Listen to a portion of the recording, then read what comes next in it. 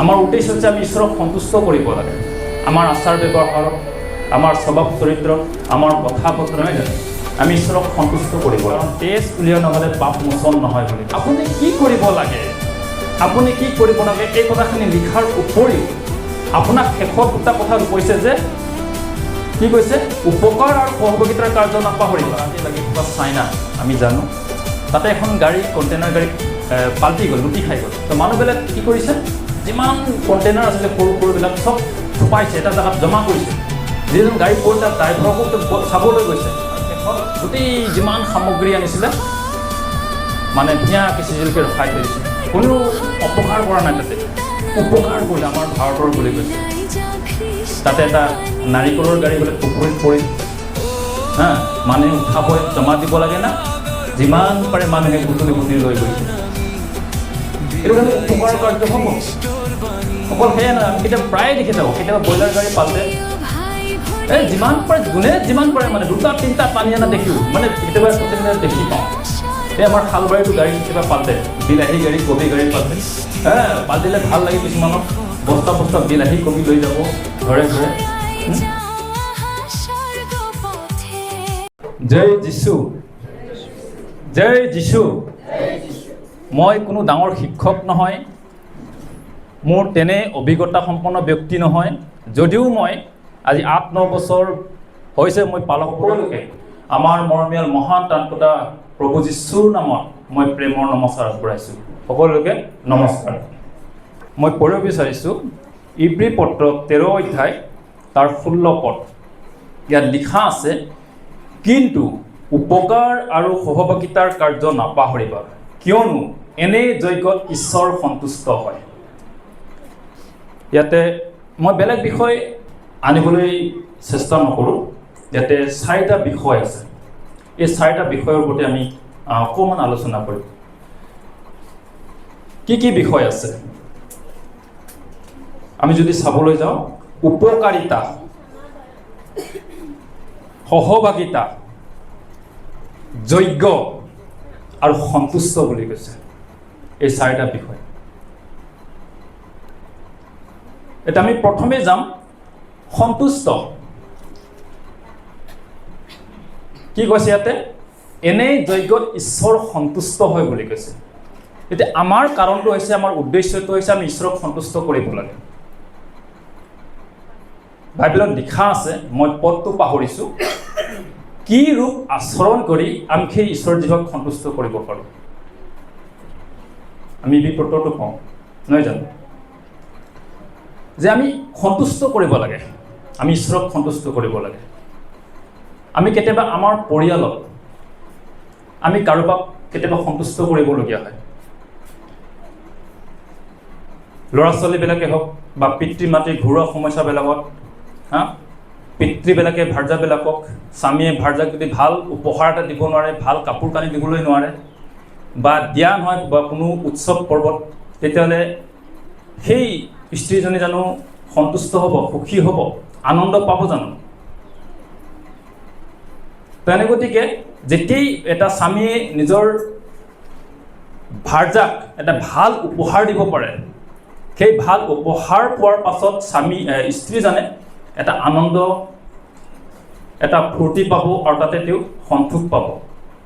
ঠিক তেনেকৈ পুৰুষসকলেও যদি নিজৰ ঘৈণীৰ পৰা সেই আদৰ সন্মানবিলাক পায়, কেতিয়াবা কি হয়, আমি ভোকে পিয়াহে কাম কাজৰ পৰা আমি যেতিয়া ঘৰত যাওঁ যদি আমি পানী এগিলাচ খাবলৈ কাৰণে যদি ঘৰত মানুহ নাথাকে বা আমাক যদি সেই ভোক পিয়াহত যদি আমাৰ পৰিবাৰে যদি সেই বস্তুবিলাক আনি নিদিয়ে, আমি জানো আনন্দ পাম? আমি জানো সুখী হ'ম?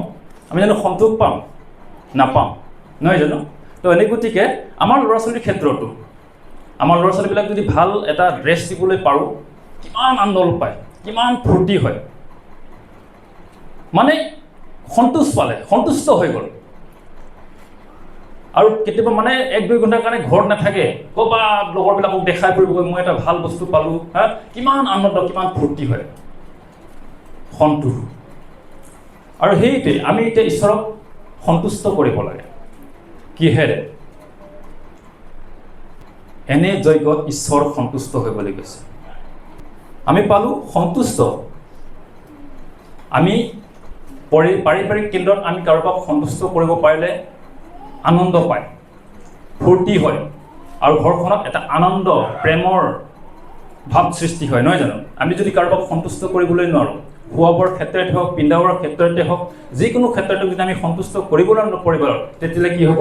তাতে হয়তো কাজিয়া হ'ব, মান অভিমানবিলাক থাকিব। তো এনে গতিকে সন্তুষ্ট আমি ঠিক তেনেকৈ আমি ঈশ্বৰক সন্তুষ্ট কৰিবলৈ ইয়াত দুটা কাৰণ দিছে, উপকাৰিতা আৰু সহযোগিতাৰ যোগেদি আমি ঈশ্বৰক সন্তুষ্ট কৰিব পাৰোঁ। আৰু এনে যজ্ঞত ঈশ্বৰক সন্তুষ্ট হয় বুলি কৈছে। আমি সন্তুষ্টৰ বিষয়টো পালোঁ। দ্বিতীয় বিষয়টো আহিছোঁ, কলচীয়া 1:11 এনেদৰে লিখিছে, তেওঁৰ প্ৰতাপৰ পৰাক্ৰম অনুসাৰে সকলো শক্তিৰে শক্তিমন্ত হৈ সকলোভাৱে সন্তুষ্ট কৰিবৰ অৰ্থে যেন প্ৰভুৰ যোগ্যৰূপে আচৰণ কৰা এনেই যাচনা কৰি আছোঁ। কি কৈছে? আমি সন্তুষ্টৰ বিষয়ে আলোচনা কৰি আছোঁ। শক্তিৰে শক্তিমন্ত হৈ সকলোভাৱে সন্তুষ্ট কৰিবৰ অৰ্থে যেন প্ৰভুৰ যোগ্যৰূপে আচৰণ কৰা এনেই যাচনা কৰি আছোঁ।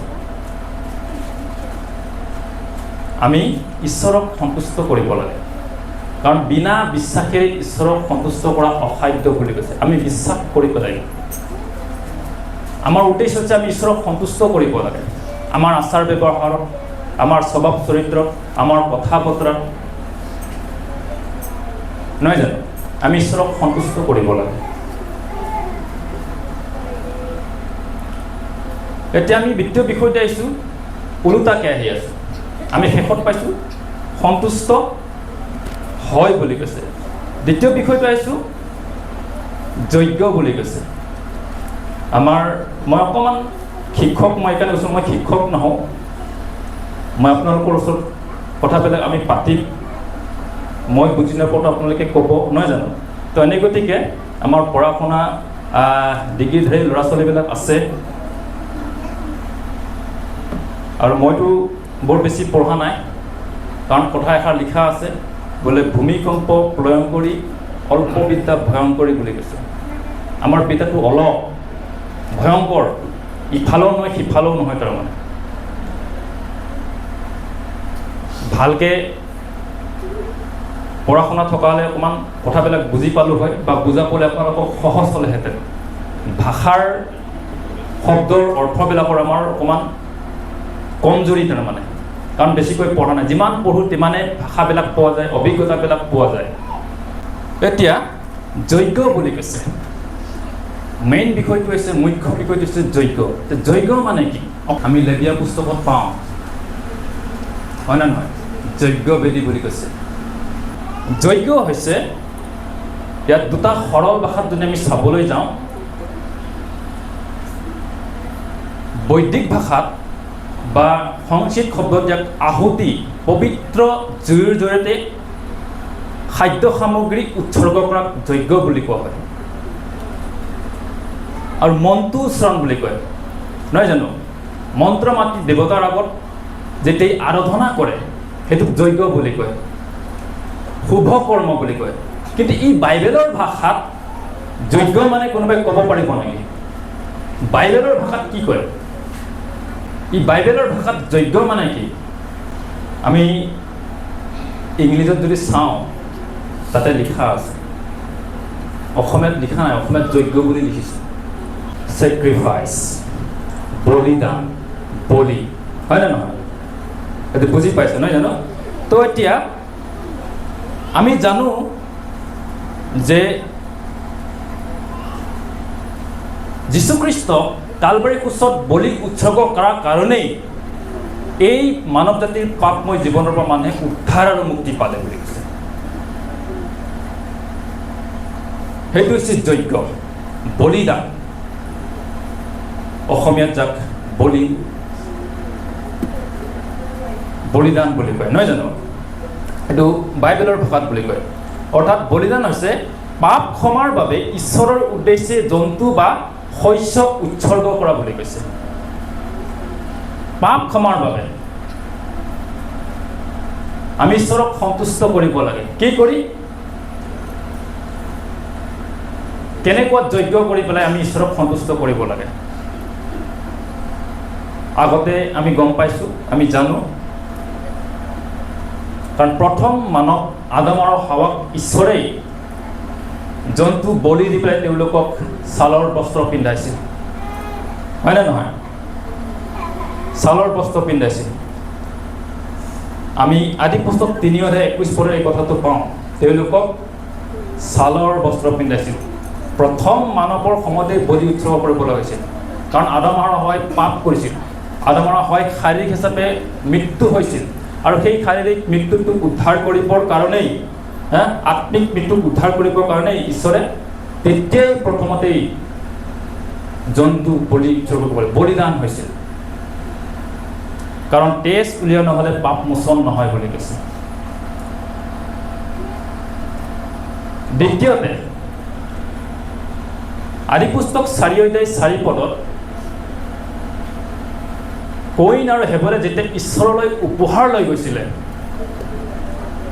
কাৰ উপহাৰ গ্ৰহণ কৰিলে? কয়িনৰ উপহাৰ গ্ৰহণ কৰিলে নে হেবলৰ উপহাৰ গ্ৰহণ কৰিলে ঈশ্বৰে? সকলোৱে জানে হেবলৰ উপহাৰ ঈশ্বৰে গ্ৰহণ কৰিলে, কাৰণ হেবলে বলি দিছিলে, হেবলে যজ্ঞ কৰিছিলে।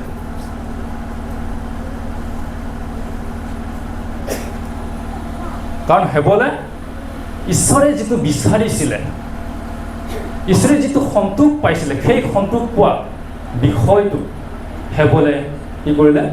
উৎসৰ্গ কৰিছিলে, কাৰণ বলিদান, যজ্ঞ। এতিয়া কৈছে কি, আমি তলৰ শব্দ দুটালৈ আহোঁ, উপকাৰিতা আৰু সহভাগিতা। এনে যজ্ঞত ঈশ্বৰ সন্তুষ্ট হয় বুলি কৈছে। আমি যেনেকৈ যীশুখ্ৰীষ্টৰ জন্মৰ আগৰ মানুহবিলাকে বলি বিধান দি নিজৰ পাপবিলাকক মোচন কৰিছিলে, যিবিলাক অপৰাধ কৰিছিলে, যিবিলাক ভুল তেওঁলোকে কৰিছিলে, সেই ভুলবিলাক কোনো নিৰ্ঘনী পশুৰ যোগেদি তেওঁবিলাকে নিজৰ পাপবিলাকক খণ্ডন কৰিছিল, যজ্ঞ কৰি পেলাই, বলিদান কৰি পেলাই, নহয় জানো? আমি জানো যদি বলিদান নকৰে, যদি বলি উৎসৰ্গ নকৰে কোনো জীৱ জন্তু, তেতিয়াহ'লে কোনো এজন ব্যক্তিৰ পাপ মোচন নহৈছিল, পাপৰ পৰা উদ্ধাৰৰ মুক্তি পোৱা নগৈছিল। আপুনি দিবই লাগিব। আপুনি যে পাপ কৰিছে, আপুনি যে ভুল কৰিছে, তাৰ কাৰণে আপুনি বলি দিবই লাগিব। নিৰ্ঘনী পশু আপুনি যজ্ঞ বেদীৰ ওচৰত নি আপুনি সেই তেজ উলিয়াব লাগিব, তেতিয়াহে আপুনি উদ্ধাৰ পাব, তেতিয়াহে আপুনি অপৰাধৰ পৰা মুক্ত হ'ব বুলি, নহয় জানো? মুক্ত হ'ব। তো সেইকাৰণে এনেকুৱা কাৰ্যবিলাক আজি প্ৰচলিত হোৱা নাই। যীশুখ্ৰীষ্ট যিদিনাখন কালবাৰী ক্ৰুচত মৃত্যু হ'ল, সিদিনাখনৰ পৰা যীশুৰ অনুগামীবিলাকে বলি পথা বলি দিব নালাগে, কোনো ছাগলী বলি দিব নালাগে, কোনো হাঁহ কুকুৰা বলি দিব নালাগে। সেই বলিটো যীশুখ্ৰীষ্টই নিজেই গাত জাপি ল'লে, সেই আমি সকলোৱে জানো, বুজি পাওঁ। কিন্তু এনেকুৱা পবিত্ৰ কাৰ্য যেতিয়া আপুনি কাৰোবাক উপকাৰ কৰিব, যেতিয়া কাৰোবাক আপুনি সহায় কৰিব, এনেকুৱা কাৰ্যক বুজায় বুলি কৈছে। এনেকুৱা কাৰ্যক বুজায়। আমি ওপৰৰ পেজটোৰ পৰা যদি চাব যাওঁ, তাতে নানা ধৰ্মবিধি আৰু শেষ কথাবোৰ উল্লেখ কৰিছে, নানা ধৰ্মবিধি বুলি কৈছে। আপুনি কি কৰিব লাগে, আপুনি কি কৰিব নালাগে, এই কথাখিনি লিখাৰ উপৰিও আপোনাক শেষত দুটা কথা কৈছে যে, কি কৈছে? উপকাৰ আৰু সহযোগিতাৰ কাৰ্য নাপাহৰিবা। এনে যে ঈশ্বৰ সন্তুষ্ট হয় বুলি কৈছে। হয়, আমি যাত্ৰা পুস্তকত 10টা আজ্ঞা দিছে, আমি সেই কথাখিনি আমি পালন কৰিছোঁ, মানিছোঁ। আমি চুৰ নকৰোঁ, আমি ব্যভিচাৰ নকৰোঁ, আমি লোভ নকৰোঁ, আমি মিছা কথা নকওঁ, আমি জব চলি আছোঁ, কিন্তু আমি উপকাৰ নকৰোঁ। মানুহে যেতিয়া আমাক কোনোবা এটা মানে সহায় বিচাৰে, আমি তাক সহায় কৰিবলৈ টান পাওঁ। কিবা এটা ঘৰত, আপোনাৰ ঘৰত কিবা এটা বস্তু যদি বিচাৰিও আহে, আমি তৎক্ষণতে নাই বুলি কৈ দিওঁ। আমি উপকাৰ কৰিবলৈ টান পাওঁ, মানুহক সহায় কৰিবলৈ টান পাওঁ। এই কথাবিলাক যে মই কৈ আছোঁ, মই নিজেও যোগ্য নহওঁ। আমি ঈশ্বৰক ভাল পাওঁ, ঈশ্বৰক প্ৰেম কৰোঁ, ঈশ্বৰৰ সেই আজ্ঞাবিলাক আমি পালন কৰি আহিছোঁ, কিন্তু আমাক কি কৈছে? উপকাৰিতা আৰু সহযোগিতা এনে কাৰ্যবিলাকক তোমালোকে নাপাহৰিব বুলি কৈছে। কাৰণ এনে যজ্ঞত ঈশ্বৰ সন্তুষ্ট হয় বুলি কৈছে। এনে যজ্ঞ এনেকুৱা যিবিলাক কাৰ্য আপুনি যেতিয়া কাৰোবাক সহায় কৰিছে, আপুনি শাৰীৰিক হিচাপে কাৰোবাক সহায় কৰিছে, কাৰোবাক আপুনি কথাৰ যোগেদি তাক সাহস দিছে, কেতিয়াবা আপুনি টকা পইচা দি কাৰোবাক আপুনি সহায় কৰিছে, এইটো আপোনাৰ উপকাৰিতা হয়। আৰু সেইবিলাক কাৰ্যত ঈশ্বৰ সন্তুষ্ট হয় বুলি কৈছে। আৰু এনেকুৱা কাৰ্যবিলাকক যজ্ঞ বুলি কৈছে, মানে বলিদান কৰাৰ নিচিনা এটা সুন্দৰ কাৰ্য বুলি কৈছে। সেইকাৰণে কৈছে এনে যজ্ঞত ঈশ্বৰ সন্তুষ্ট হয়। মানে আমি যেতিয়া কাৰোবাৰ কাৰণে কিবা এটা ভাল কাম কৰিম, হাতে কামে টকা পইচা যেতিয়া আমি মানুহক সহায় কৰিম, সেই সহায়টোৱে হৈছে এটা বলিদান দিয়া নিচিনা কাৰ্য বুলি কৈছে, উপকাৰিতা বুলি কৈছে। এনে কাৰ্যত ঈশ্বৰ সন্তুষ্ট হয় বুলি কৈছে।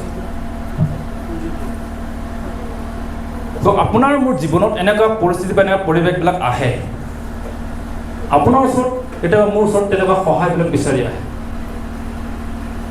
আৰু তেতিয়া আমি পোনচাতে কেতিয়াবা কওঁ নাই নহ'ব, মই নোৱাৰিম, মই আমুকত যাব লাগে, মোৰ সময় নাই। আমি কেতিয়াবা তেনেকৈ আমি উত্তৰ দি পাওঁ, নিগেটিভ উত্তৰ দি পাওঁ আমি, নহয় জানো? তো এনে গতিকে এইটো পদে 3:27 তাত লিখিছে, তোমাৰ উপকাৰ কৰিবৰ সামৰ্থ্য থাকিলে উপকাৰ কৰিবলগীয়া উপকাৰ নকৰাকৈ নাথাকিবা বুলি কৈছে। ইয়াতে চলোমনে কি লিখিছে? তোমাৰ উপকাৰ কৰিবৰ সামৰ্থ্য থাকিলে উপকাৰ কৰিবলগীয়া উপকাৰ নকৰাকৈ নাথাকিবা। কাৰণ সেইটো ঈশ্বৰে বিচাৰিছে। এনে যজ্ঞত ঈশ্বৰ সন্তুষ্ট হয় বুলি কৈছে। ঈশ্বৰ সন্তুষ্ট হয় বুলি কৈছে। এনেকুৱা যজ্ঞবিলাকত ঈশ্বৰ সন্তুষ্ট হয়। মই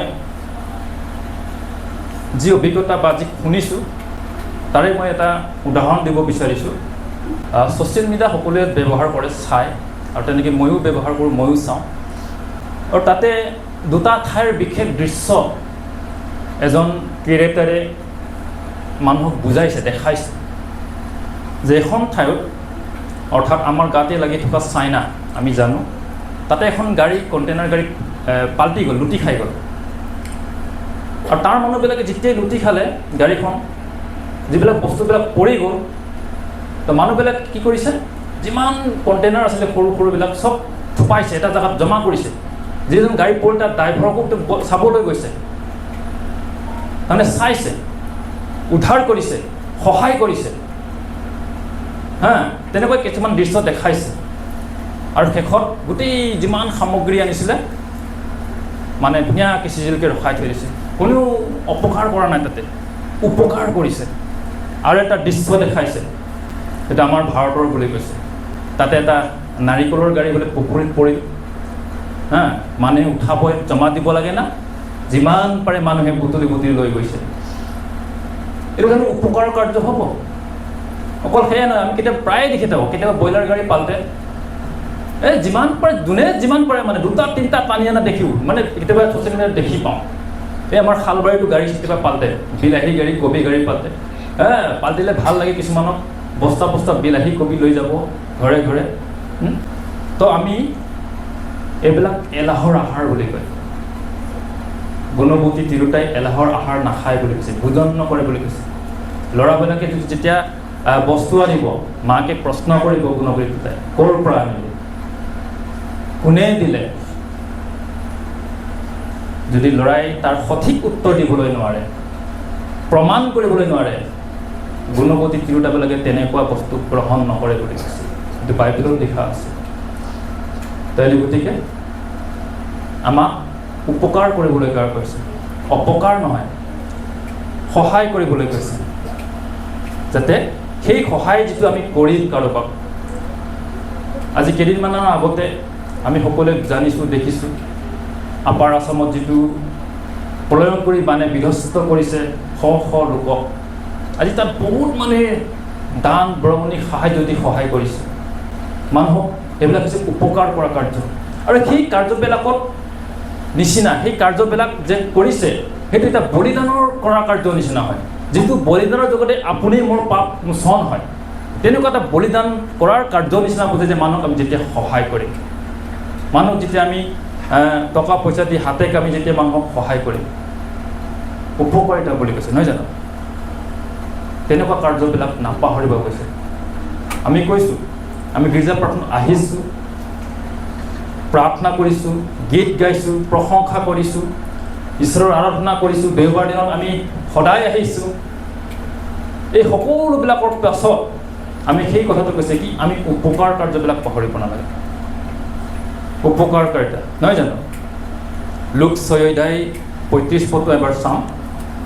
তাত লিখিছে, কিন্তু তোমালোকে নিজৰ নিজৰ শত্ৰুবিলাকো প্ৰেম কৰা আৰু হিত কৰা আৰু কেতিয়াও নিৰাশ নহয় ধাৰ দিবা, তাতে তোমালোকৰ পুৰস্কাৰ অধিক হ'ব আৰু তোমালোকৰ সৰ্বোপৰি জনাৰ সন্তান হ'ব, কিয়নো উপকাৰ নমনা আৰু দুষ্টবিলাকৰ প্ৰতি তেওঁৱে হিতকাৰী। কি বুজাইছে ইয়াতে? তোমালোকে নিজৰ নিজৰ শত্ৰুবিলাকো প্ৰেম কৰা বুলি কৈছে আৰু হিত কৰা। হিত মানে ভাল কৰা। কেতিয়াবা আপোনাৰ ওচৰত শত্ৰুৱে কিবা কাৰণত পৰি গ'ল, আপুনি তাক উদ্ধাৰ কৰিব লাগিব। সেইটো হৈছে উপকাৰ কাৰ্য বুলি কৈছে। আৰু কি কৈছে? নিৰাশ নহয় ধাৰ দিয়া। আপুনি নিৰাশ হ'ব নালাগে। কোনোবাই যদি ধাৰ বিচাৰিছেও কিবা বিশেষ কাৰণবশতঃ, আপুনি নিৰাশ হ'ব নালাগে, সেই কথাটো কৈছে। কিয়নো উপকাৰ নমনা আৰু দুষ্টবিলাকৰ প্ৰতি তেওঁৱেই হিতকাৰী বুলি কৈছে। কোন? ঈশ্বৰ, যিবিলাকে উপকাৰ নামানে, নহয় জানো? তো সেইকাৰণে উপকাৰ কৰা কাৰ্যটো হৈছে এটা বলিদান নিচিনা কাৰ্য। যজ্ঞ বুলি কৈছে, যাক অসমীয়া সংস্কৃত ভাষাত যাক যজ্ঞ বুলি কয়, যাক বাইবেলৰ ভাষাত বলিদান বুলি কয়। এতিয়া হৈছে আমি উপকাৰিতাটো আমি গম পালোঁ। আমি ঈশ্বৰক সন্তুষ্ট কৰিব লাগে। কেতিয়া সন্তুষ্ট হ'ব? যেতিয়া আমি এনেকুৱা কাৰ্যবিলাক কৰিম, ঈশ্বৰ সন্তুষ্ট হ'ব, নহয় জানো? এতিয়া সহভাগিতা, এই কথাটোতো আমি সকলোৱে জানো। এই সহভাগিতা, আমি আজি সহভাগিতা ৰাখিছোঁ। মই যোৱা দেওবাৰে এই বাক্যটোৰ অলপত মই অকণমান কথা আলোচনা কৰিছিলোঁ তাতে, আমাৰ মণ্ডলীত, নিচমণ্ডলীত, যে মই ইয়াতে শিক্ষাটো দিলোঁ কাৰণে আপোনালোকে নজৰকৈ নাথাকিব। আমি মণ্ডলীয়ে ব্যৱস্থা কৰি কিনে আপোনালোকে দলে বলে আহিব। এইটো হৈছে সহভাগিতা। ইজনে সিজনৰ লগত আমি সহভাগিতা ৰখা, আধ্যাত্মিক সহভাগিতা। আমি আমাৰ সামাজিক হিচাপে আমি কেতিয়াবা বিয়া বাৰ পাতোঁ, তাতে যেতিয়া আমি মণ্ডলীয়ে প্ৰতি ঘৰে সেই মানুহজনক সহায় কৰোঁ, একগোট হয়, সেইবিলাক হৈছে সহভাগিতা। লগ হোৱা, বিভিন্ন কাৰণত আমাৰ কেতিয়াবা মহিলা কমিটিয়ে হওক বা আমাৰ শোণিতপুৰ সভাই হওক বা যিমান সভাবিলাকে আমাক যেতিয়া প্ৰশ্ন প্ৰতিযোগিতা পতা হয় বা শিবিৰ পতা হয়, যেতিয়াই আমি তালৈ পঠাওঁ বা আমি যাব লাগে, সেইবিলাক হৈছে সহভাগিতা বুলি কৈছে। আৰু এনেকুৱা কাৰ্যবিলাক কি কৈছে? ঈশ্বৰৰ দৃষ্টিত সন্তোষজনক বুলি কৈছে। আজি আমি সহভাগিতা ৰাখিছোঁ, নহয় জানো? গীতমালা 133 নম্বৰ। চোৱা, ভাইবিলাকে ঐক্যৰে একেলগে বাস কৰা কেৱল উত্তম আৰু সন্তোষজনক বুলি কৈছে। চোৱা, ভাইবিলাকে ঐক্যৰে একেলগে বাস কৰা কেনে উত্তম আৰু সন্তোষজনক বুলি কৈছে। আমি যেতিয়াই এক হওঁ, আমাৰ পাৰিবাৰিক জীৱনতে হওক বা আমাৰ মণ্ডলীৰ দিশতে হওক, আমি যেতিয়া এক হওঁ, কি হ'ব? উত্তম আৰু সন্তোষজনক বুলি কৈছে। সেইটো এটা একতা, আমি সহভাগিতা ৰাখিছোঁ। আমি আমাৰ হাতে কামে ৰাখিছোঁ সহভাগিতা। আমাৰ জেৰুচালেম মণ্ডলীৰ কথা আপোনালোকে হয়তো নজনাকৈ নাথাকে, সৰু সৰু জানিছে। তাতে আমাৰ হাউৰি বুলি থাকে, তাৰমানে হয়তো আপোনালোকৰ লগতো ইয়াতেও আছে। আজিকালি আমুকৰ ঘৰত, পুৰোহিত আমুকৰ ঘৰত মানে কামবিলাক কৰি এটাই, তেনেকুৱা এটা একত্ৰিত হয়, একগোট হয়। সেইবিলাক হৈছে সহভাগিতা, নহয় জানো? এতিয়া আৰু এটা সহভাগিতা আছে, সেইটো আধ্যাত্মিক সহভাগিতা।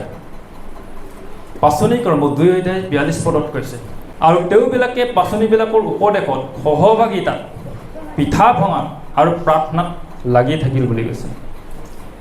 কাৰণ এই কথাটো পাওঁ, যিমান দিন থাকি তোমালোকে গোট খাবলৈ এৰিবলৈ দিয়া নাই। আমি এটা সহভাগিতা হৈছোঁ। ইয়াতে পিঠা ভঙাৰ কথা উল্লেখ কৰিছে, অৰ্থাৎ প্ৰভুৰ ভোজ আয়োজন বা অন্যান্য মণ্ডলীৰ মাংগলিক যিবিলাক পবিত্ৰ কাৰ্যসূচীত আমি অংশগ্ৰহণ কৰিব লাগে। আমাৰ মণ্ডলীত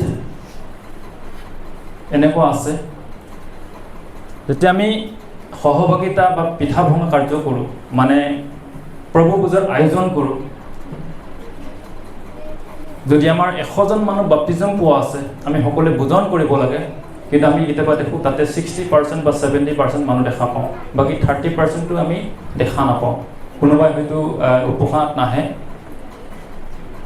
কোনোবা হয়তো 2 ব্যক্তি বাহিৰৰ কৰ্মৰত কিবাত আছে, আৰু আন কাৰোবাৰ আপত্তি হৈছে মই নিজকে দুখী অনুভৱ কৰিছোঁ, এনে গতিকে মই প্ৰভু বস্তু ব্যৱহাৰ নকৰোঁ বুলি ভাবি মানে সহভাগিতা নাৰাখে। তো এইটো হৈছে সহভাগিতা এনেকুৱা কাৰ্যত ঈশ্বৰ সন্তুষ্ট হয় বুলি কৈছে। আৰু এই প্ৰভুভোজ আয়োজনটো তোমালোকে যিমানবাৰ ইয়াক খাবা তিমান দিন তোমালোকে মোক সোঁৱৰণ কৰিব বুলি কৈছে, মৃত্যু প্ৰচাৰ কৰিব বুলি কৈছে, নহয় জানো? আমি যিমান দিন ইয়াক ব্যৱহাৰ কৰিম সিমান দিনলৈকে আমি যীশুখ্ৰীষ্টই যে আমাৰ পাপৰ কাৰণে কালবাৰী ক্ৰুচত মৃত্যু হ'ল, যীশু খ্ৰীষ্টই দিয়া এই এটা পবিত্ৰ বিধি হয়, এই সম্পৰ্কে আমি প্ৰচাৰ কৰি গৈ আছোঁ। যদি আমি ভোজন নকৰোঁ, আমি সদায় ইয়াক যদি পিছুৱাই গৈ থাকোঁ, তেতিয়াহ'লেতো আমাৰ আত্মিক হিচাপে আমি কেনেকৈ উদ্ধাৰ পাম? কাৰণ কৈছে এনেই যজ্ঞ ঈশ্বৰ সন্তুষ্ট হৈছে। আমি সহভাগিতা ৰাখিব লাগে। আমি যেতিয়াই মণ্ডলীয়ে প্ৰভুভোজ আয়োজন কৰোঁ, হয় আমি নিজক দুখী অনুভৱ কৰোঁ, আমি নিজকে অপৰাধী আমি নিজকে ভাবোঁ, কিন্তু সেই অপৰাধটোক আমি ঈশ্বৰৰ ওচৰত স্বীকাৰ কৰিব লাগিব। কাৰণ ধাৰ্মিকজন পৰিলেও যি উঠে বুলি কৈছে, সি উঠিব চেষ্টা কৰে। তো এনে গতিকে আমি সহভাগিতা উপকাৰিতা যিবিলাক কাৰ্য আছে, এই কাৰ্যবিলাক হৈছে বলিদান কৰা কাৰ্যৰ নিচিনা। কাৰণ একমাত্ৰ পবিত্ৰ বিধিটি হৈছে বলি উৎসৰ্গ কৰা। একমাত্ৰ পাপৰ পৰা উদ্ধাৰ আৰু মুক্তি পোৱা ৰাস্তাটোৱে হৈছিলে আপুনি মই কিবা এটা বলি উৎসৰ্গ কৰিব লাগিব, নহ'লে আপুনি মই কেতিয়াও সেই পাপ অপৰাধৰ পৰা উদ্ধাৰ আৰু মুক্তি পোৱা নাপালোহেঁতেন। তো সেইকাৰণে কৈছে যে এনে যজ্ঞ ঈশ্বৰ সন্তুষ্ট হয়। আপুনি যেতিয়া কাৰোবাক সহায় কৰিব, উপকাৰ কৰিব, আমি যেতিয়া এক সহভাগিতা আমি ৰাখিম, সামাজিক হিচাপে হওক, পাৰিবাৰিক হিচাপে হওক, আধ্যাত্মিক দিশতে হওক, যেতিয়া আমাৰ সেই সহভাগিতা আৰু উপকাৰিতাবিলাক থাকিব, সেইবিলাক কাৰ্যটো কি কৈছে আমি বলিদান কৰা কাৰ্যৰ নিচিনা। এটা কথা মই ক'ব বিচাৰিম, যীশুৱে ভগৱতীত লিখা আছে, বহুতে লঘোণ দিয়ে বা তেনেকুৱা লঘোণ কিছুমান মই দেখিছোঁ, আমাৰ নন খ্ৰীষ্টানবিলাকো তেনেকুৱা লঘোণ ৰাখে। লঘোণৰ মূল উদ্দেশ্যটো কি? লঘোণ মানে হৈছে আমি ঈশ্বৰক নাখাই নবৈ আৰাধনা কৰা, আত্মাত যাতে আমি শক্তি পাওঁ, যাতে মোৰ প্ৰাৰ্থনাটো গ্ৰহণ কৰে, মোৰ আৰাধনা সেৱাটো যাতে ঈশ্বৰে উত্তৰ দিয়ে, আমি তাৰ কাৰণে লঘোণ দিওঁ, নহয় জানো? ঈশ্বৰৰ লগত এটা যোগাযোগ ৰাখিবৰ কাৰণে। কিন্তু যীশুৱে ভগৱতীত লিখা আছে, আমি যদি আন কাৰোবাক পিন্ধাব পাৰিছোঁ, সেই দুখীয়াবিলাকক নোখোৱা মানুহবিলাক যদি আমি খুৱাব পাৰিছোঁ, পিন্ধাব পাৰিছোঁ, তেতিয়াহ'লে সেইটো নিচিনা লঘোণ আৰু আছে জানো? কাৰণ মই নিজৰ খাবলগীয়াটো, বিলাসী জীৱন পাবলগীয়াটো মই আনক সহায় কৰিছোঁ, কাৰোবাক খাবলৈ দিছোঁ, কাৰোবাক অন্ন বস্ত্ৰ দান কৰিছোঁ, তো সেইটো এটা লঘোণ বুলি কৈছে। আপুনি লঘোণ নিদিলেও কথা নাই, কিন্তু আপুনি লঘোণ তাতেই মানিছে। ঠিক তেনেকৈ আপুনি যেতিয়া ভাল কাম কৰিব, এক সহভাগিতা ৰাখিব, তেতিয়াহ'লে আপুনি এক পবিত্ৰ বলি আপুনি উৎসৰ্গ কৰি আছে। আৰু এনে যজ্ঞ কি কৈছে? ঈশ্বৰ সন্তুষ্ট হয় বুলি কৈছে। ঈশ্বৰ সন্তুষ্ট হয়। আহক আমি ঈশ্বৰৰ এই বাক্যবিলাক প্ৰতিপালন কৰিবলৈ চেষ্টা কৰিব, কাৰণ নাপাহৰিবলৈ কাৰণে কৈছে। আমাক ঈশ্বৰে সেই আজ্ঞাবিলাক দিছে, তুমি চুৰ নকৰিবা, তুমি নৰবত নকৰিবা, তুমি ব্যভিচাৰ নকৰিবা, তুমি লোভ নকৰিবা, তুমি লোকৰ সৈতে মিছা সাক্ষ্য নিদিবা। এইটো ঈশ্বৰৰ আজ্ঞা হয়। আমি সেই সকলোবিলাক পালন কৰি আছোঁ, মানি আছোঁ, আমি উপাসনা কৰি আছোঁ, প্ৰাৰ্থনা কৰি আছোঁ, কিন্তু আমি উপকাৰ কৰা নাই। আমি উপকাৰ কৰিবলৈ নাপাহৰিবলৈ কাৰণে কৈছে। সেইকাৰণে কিন্তু উপকাৰ আৰু সহযোগিতাৰ কাৰ্য নাপাহৰিবা, কিয়নো এনে যজ্ঞত ঈশ্বৰ সন্তুষ্ট হয়। আমি ঈশ্বৰক সন্তুষ্ট কৰিব লাগে, যাতে আমাৰ আচাৰ ব্যৱহাৰত, আমাৰ কৰ্মত, আমাৰ বিশ্বাসত, আমাৰ জীৱন যাত্ৰাত যাতে ঈশ্বৰ সন্তুষ্ট হয়, আমি সেইটো বিচাৰিব লাগে। কাৰণ কৈছে কি ৰূপ আচৰণ কৰি আমি ঈশ্বৰক সন্তুষ্ট কৰিব পাৰোঁ। এনে গতিকে আমাৰ মূল বিষয়টো আছে আমি ঈশ্বৰক যাতে সন্তুষ্ট কৰিবলৈ পাৰোঁ। ঈশ্বৰে যিটো বিচাৰিছে যাতে ঈশ্বৰক আমি সন্তুষ্ট কৰিবলৈ পাৰোঁ, যাতে মোৰ সকলো দিশত, সকলো কাৰ্যত ঈশ্বৰ যাতে সন্তুষ্ট হয়। ঈশ্বৰে আপোনালোকক সকলোকে আশীৰ্বাদিত কৰক।